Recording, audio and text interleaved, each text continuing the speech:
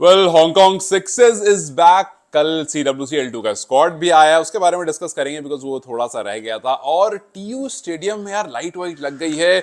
I really want to know your emotions कि इस time पर कैसा फील हो रहा है। वो TU जिसमें आप लोगों के बहुत सारे इमोशंस जुड़े हुए होंगे, बहुत सारे मैचेस आपने वहां बैठकर देखे, अब उसमें लाइट वाइट लगी हुई है। और बहुत बार ये डिस्कशन हुआ भी था कि यार क्या NPL से पहले हो भी जाएगा पूरा। आई गेस एक पोल और रहना लग रहा है if I am not wrong, और NPL में भी थोड़ा सा टाइम बच रहा है। सो प्रीटी मच श्योर के NPL का पहला मैच जो होगा वो एकदम जगमगाता हुआ होगा, बिकॉज लाइट्स की टेस्टिंग भी साइड बाय साइड चल रही है। ऐसा नहीं कि सब होने के बाद, साइड बाय साइड टेस्टिंग भी चल रही है। तो आई एम प्रीटी श्योर कि एक हफ्ते में चीजें जो है वो काफी क्लियर कट हो जाएंगी। बट उससे पहले एक बार हांगकांग सिक्सेस के बारे में बात करेंगे। और छोटी सी पिछले वाले वीडियो में जो डिस्कशन मैंने रोहित पौडेल को लेकर किया था, उसके बहुत सारे एंगल्स निकल गए हैं। मैं देख रहा हूं अलग अलग जगह पर, और खास करके लोग कमेंट सेक्शन में बहुत तरह की बातें कर रहे हैं, कुछ बहुत मीठी और कुछ बहुत तीखी, जो मेरे कानों में बिल्कुल चुभ रही है। तो उसको भी थोड़ी सी क्लैरिटी देते हुए आगे बढ़ेंगे। खैर, सबसे पहले 7 से 9 नवंबर 2025 आप हांगकांग सिक्सेस देखोगे। इसमें शरद वस्त्राकर को कप्तान बनाया गया हांगकांग सिक्सेस का। और गुड टू सी कि कैन अपने सीनियर प्लेयर्स को फेयरवेल दे रहा है,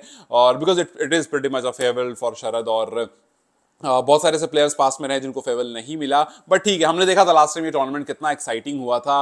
और इस टूर्नामेंट के बाद भी कुछ प्लेयर्स ये आप हम सबको बताइए, हिटिंग वाला टूर्नामेंट, आप जाओ और जितना हिट कर सकते हो उतना हिट करो। ये काफी फायदेमंद होता है नेपाल या किसी भी टीम के लिए। तो नेपाल अपने यंग प्लेयर्स को भेजता है। इसमें अच्छी बात यह है कि आपको ये पता चल जाता है कि भाई कौन कौन से प्लेयर फ्यूचर प्रोस्पेक्ट में आपके काफी काम आ सकते हैं। अब इसमें आदिल का भी नाम है, तो वहां पर उनको देखने में मजा आएगा, बिकॉज वो भाई एक बहुत जबरदस्त बंदा है हार्ड हिटिंग की जहां बात की जाए। और फिर उसके बाद NPL तो ऑब्वियसली है, उसमें भी देखेंगे। So yes, 7 to 9 November you guys have to be ready. वहां पर आपके सामने आपकी पूरी टीम और एक लेजेंडरी फिगर जो है शरद वस्त्राकर, वो वहां पर होंगे कप्तान की तरह। टीम का आपको एक बार नाम बता देता हूं। उसमें संदीप जोरा है, शरद ऑब्वियसली कैप्टन है, फिर संदीप जोरा है, लोकेश बाम है, आदिल आलम है, राशिद खान है और रुपेश सिंह। अब देखो इसमें जितने नाम है ना, सारे इंपॉर्टेंट प्लेयर्स हैं। मैंने इससे पहले आपको रुपेश सिंह के बारे में बताया है कि ये बहुत अच्छे ऑलराउंडर बनते हुए दिख सकते हैं।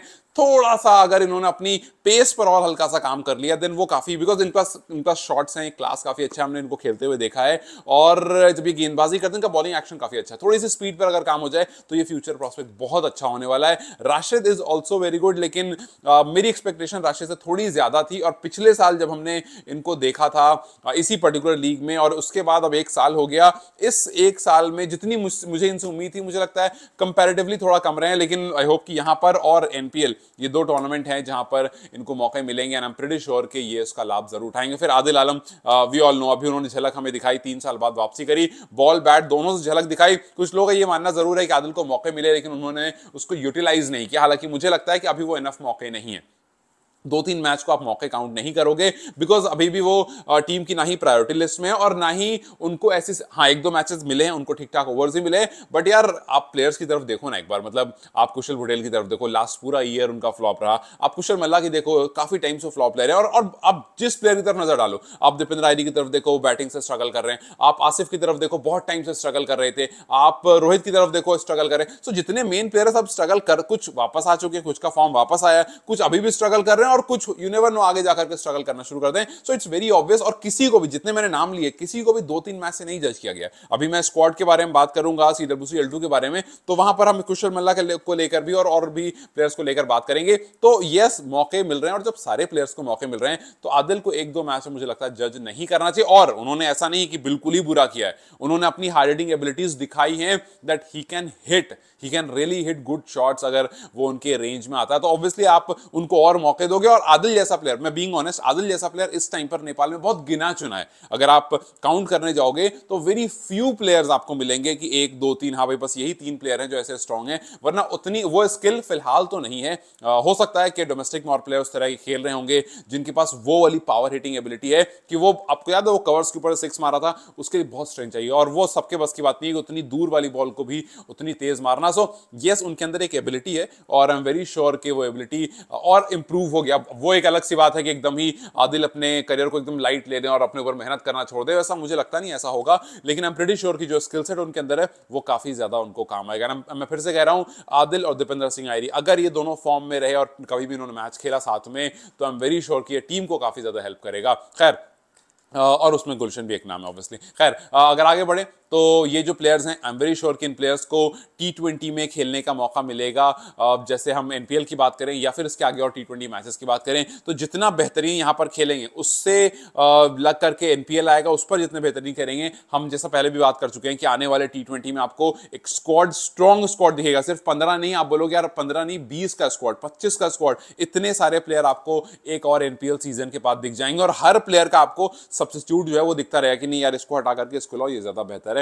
ये काफी अच्छी चीज होने वाली है। खैर, क्योंकि हम टीम और प्लेयर्स की बात करें तो जो रोहित वाली बात कही, पहले मैं यहां पर थोड़ा सा उसकी बात करता हूं, फिर मैं आऊंगा TU ग्राउंड पर। तो ठीक है, हम will be watching Hong Kong sixes obviously, लेकिन हांगकांग सिक्सेस के अलावा जो एक चीज हम सबके दिमाग में होनी चाहिए वो ये कि जब हम कप्तान की बात करते हैं तो हम क्रिटिसाइज भी करते हैं और हम तारीफ भी करते हैं। पिछली वीडियो में जब मैंने बात करी थी रोहित पौडेल को लेकर के, तो रोहित पौडेल को लेकर के मैंने सिर्फ एक बात की थी कि यार देखो, हमने रोहित को अक्सर क्रिटिसाइज किया, बहुत सारे लोगों ने रोहित की कप्तानी को लेकर अक्सर क्रिटिसाइज किया। तो जब आपने अक्सर क्रिटिसाइज किया, जहां बुरे रहे, जहां अच्छी परफॉर्मेंस नहीं आई, तो जब टीम अच्छा कर रही है तो आप तारीफ क्यों नहीं कर सकते हो? सिंपल, मेरा उस वीडियो का एक ही मकसद था कि भाई फैंस क्यों भूल गए जब फैंस ने देखा कि टीम हारी, जब फैंस ने देखा कि भाई उनके बॉलिंग डिसीजन की वजह से कुछ अच्छे बॉलर जिनको एक अच्छी कॉन्फिडेंस, जिन्होंने गेंदबाजी की थी, उनके ओवर्स रह गए, तो लोगों ने गुस्सा दिखाया कि यार क्या यार रोहित कैसे कर रहे हैं, ये कर रहे हैं, वो कर। जब उन्होंने अच्छे से यूटिलाइज करा,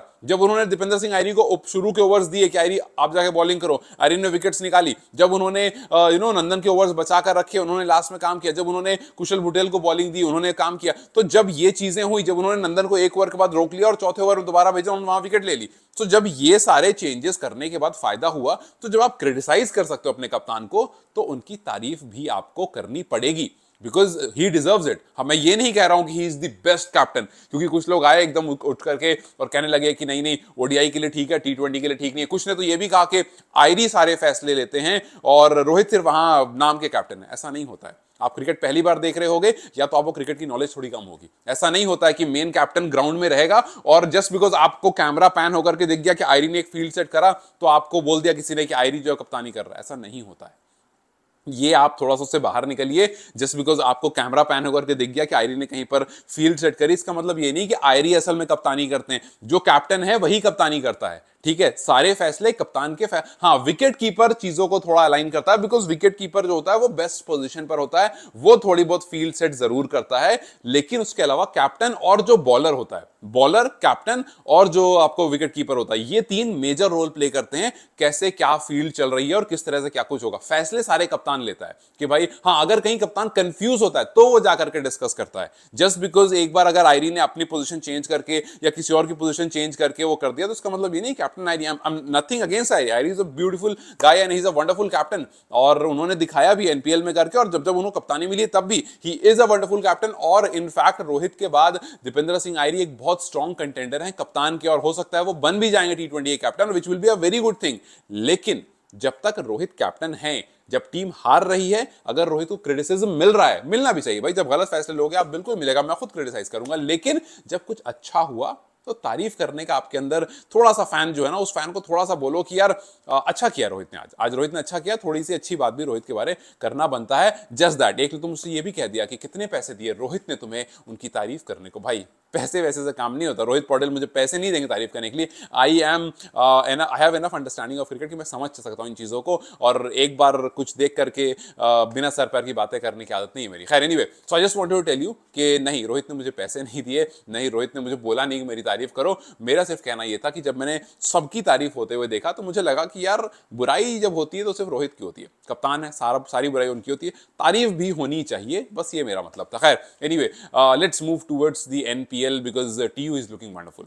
भाई TU में लाइट्स वाइट्स लग गई हैं, और पहले पिछले साल वाला TU स्टेडियम जिसमें NPL हमने देखा था, और या यूं कहूं पिछले साल वाला TU ग्राउंड और इस साल वाला TU स्टेडियम जो बन गया है, सीटिंग अरेंजमेंट्स लग चुकी हैं, सीट लग चुकी हैं, lights whites are shining very bright, और I will try my best to be there for 1 week. और मुझे I am very excited last के एक हफ्ते के लिए कोशिश मैं पूरी करूंगा। मेरे प्लान्स पूरे हैं और मोस्ट प्रॉब्ली वहाँ रहूंगा भी, एंड आई एम एक्साइटेड कि वहाँ का वो माहौल, वो वो एक्साइटमेंट देखने के लिए। और मुझे वहाँ की सुबह देखनी है, बीइंग वेरी ऑनेस्ट, मुझे वहाँ की सुबह देखनी है, because I want to see how that place looks like in the morning. पीछे Everest, I am very sure कि वो काफ़ी बेहतरीन होगा। बट या वो that will stay in the future and will see कि वहाँ पर क्या होता है। But at this moment TU is looking beautiful and flood lights and all भाई बेहतरीन लग रही हैं। सो आई होप कि जब तक नेपाल यहाँ से CWC खेल करके आगे, ये जो मैचेस अभी खेलने दुबई में आएगा, यहाँ से आगे बढ़े तो एकदम जिस तरह से T20 खेला है, जिस अभी जिस मोमेंटम में चल रहा है उसी मोमेंटम से आगे बढ़े और यहाँ पर जो मैचेस हैं उसको जीत करे। बिकॉज फिलहाल वो 7th पर है, आपको ऊपर जाना बहुत जरूरी है। आपको ODI वर्ल्ड कप में पहुंचने का जो सपना है वो बरकरार रखना है, उसके लिए आपको ऊपर चढ़ना बहुत जरूरी है। You have to win upcoming matches. कितने जीतोगे, क्या जीतोगे, कैसे पहुंचोगे, ऑब्वियसली मैच स्टार्ट होने के बाद पता चलेगा, but you have to win 5-6 matches अभी, क्योंकि जब आप 5-6 मैचेस जीतोगे, 12 पॉइंट होंगे 6 मैच अगर आप जीतते हो बचे मैचेस में से, तो आप यहां से और ऊपर चढ़ोगे एंड प्रीटी श्योर कि आप टॉप 4 में फिनिश करोगे। खैर वो तो खैर हमें फ्यूचर में पता चलेगा, but at this moment Nepal ने अपना स्क्वाड भी अनाउंस किया था जो हमने कल मिस कर दिया था। So let's have a look at this squad. CWC L2 के स्क्वाड में रोहित पौडेल हैं, दीपेंद्र सिंह आयरी हैं, संदीप लामिछाने हैं, कुशल भुटेल, आसिफ शेख, सोमपाल कामी, करण केसी, ये वही नाम है जो अभी खेल रहे थे, कुशल मल्ला, नंदन यादव। अनिल शाह को बुलाया गया है। देखो अनिल को एक और मौका मिला है, क्योंकि अनिल को लास्ट टाइम मौका मिला था, he didn't do very well. अभी इस टाइम पर आसिफ अच्छी फॉर्म में, अनिल को अगर अपनी प्रेजेंस बतानी है, क्योंकि असम वाले सीरीज में अनिल ने बहुत अच्छा नहीं किया था, वहां कप्तान थे वो, ओके शोकेश थे, बहुत अच्छे नहीं थे। सो यहां पर आकर के उनको दोबारा से अगर मौका मिलता है, ये भी बड़ी बात है कि मौका मिलता है या नहीं, अगर मौका मिलता है then he has to prove himself. और हो सकता है कि अगर वहां पर कुछ 2-3 अच्छे मैचेस हुए तो उनको और ज्यादा फ्यूचर में मल्टीपल मौके मिले, बिकॉज यू नेवर नो एक बड़ी सेंचुरी, क्योंकि ओडीआईज है, यू वुड वांट। अब आप क्या, जैसे मैंने आपसे पहले भी कहा था, अब मैं चाहता हूं इन प्लेयर से बड़ा रन देखना।